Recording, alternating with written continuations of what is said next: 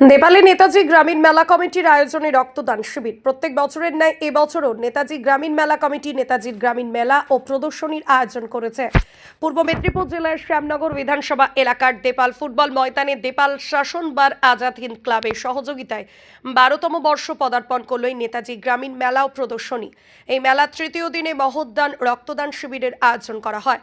সহযোগিতায় দেপাল Lions club Netaji গ্রামীণ মেলা ও প্রদর্শনী 2014 সালে পথ চলা শুরু করেছিল। কোটি কোটি পায়ে পথ চলতে চলতে 12তম বছরে পদার্পণ করলো। যদিও রক্তদান শিবির প্রথম বছরের সংযোজন, এই রক্তদান শিবিরে মহিলা রক্তদাতার সাথে সাথে পুরুষ রক্তদাতা ভিড় ছিল চোখে পড়ার মতো। এই নেতাজি মেলা ও প্রদর্শনী 31শে জানুয়ারি পর্যন্ত চলবে। নেতাজি গ্রামীণ মেলা কমিটির সাধারণ সভায় রক্তদান শিবির করার প্রস্তাব উঠে এসেছিল।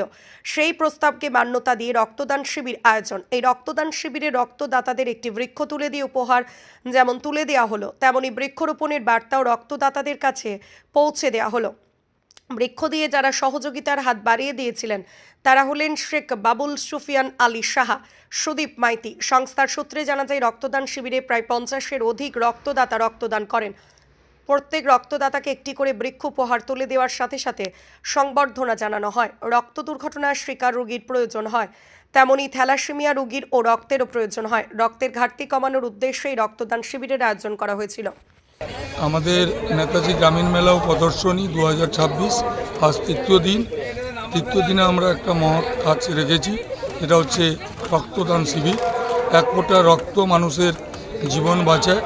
আমরা নিজেরা উদ্যোগ নিয়ে আমরা নিজেরাও ব্লাড দিচ্ছি। আমি রেজাউল ইসলাম, আমাদের লোকালিটি সুফিয়ান আলী শাহ, মজিদুল আলী শাহ, হান্নান আলী শাহ, শেখ রোহিত শেখ করতে ওনারাও দিচ্ছেন শতপুষ্টভাবে। প্রায় আমরা টার্গেট রেখেছি 50 জন মতন ব্লাড দিবেন। মহিলারাও নিজেরা দেখতে পাচ্ছেন, মহিলারাও নিজেরা আসছেন। প্রায় এ অবধি 3-4 জন মহিলা এসছেন, আরও আসবেন।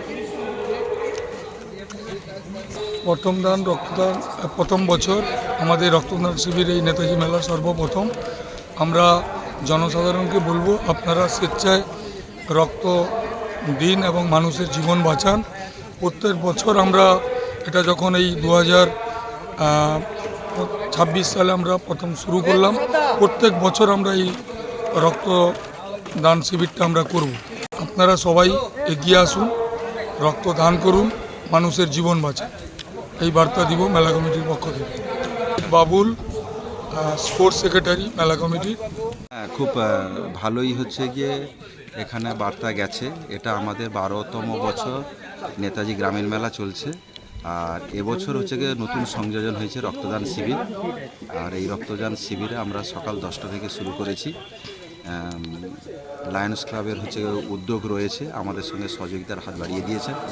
আর আমরা কমিটির সবাই আমরা আছি, সবাই মিলে আমরা এই প্রোগ্রামটা আমরা করছি। গ্রামের মানুষজন সাড়া দিয়ে সবাই এগিয়ে এসছেন। 50-60 জন এখনও পর্যন্ত নাম নথিভুক্ত করেছেন। এবং আমাদের এই মঞ্চে দেপাল হাই স্কুল প্রাঙ্গণে মঞ্চ একটা তৈরি করেছি। সেই মঞ্চের মধ্যে আমাদের রক্তদান শিবিরটা চালু হয়েছে। ডাক্তারবাবুরা রয়েছেন, প্রত্যেকে উনি পরীক্ষা করে নিচ্ছেন, তারপরে আমাদের রক্ত দেওয়ার ব্যবস্থা করা হচ্ছে। সেই সঙ্গে সকল দেপাল এলাকাবাসীর মানুষজনকে আমরা অসংখ্য ধন্যবাদ জ্ঞাপন করছি। আপনারা যেভাবে সাহায্য সহযোগিতার হাত বাড়িয়ে দিয়েছেন, আগামী দিনেও এইরকম আশা রাখছি স্বাস্থ্য শিবির আরও ভালোভাবে করতে পারবেন, এইটুকু আশা রাখছি আপনাদের কাছে।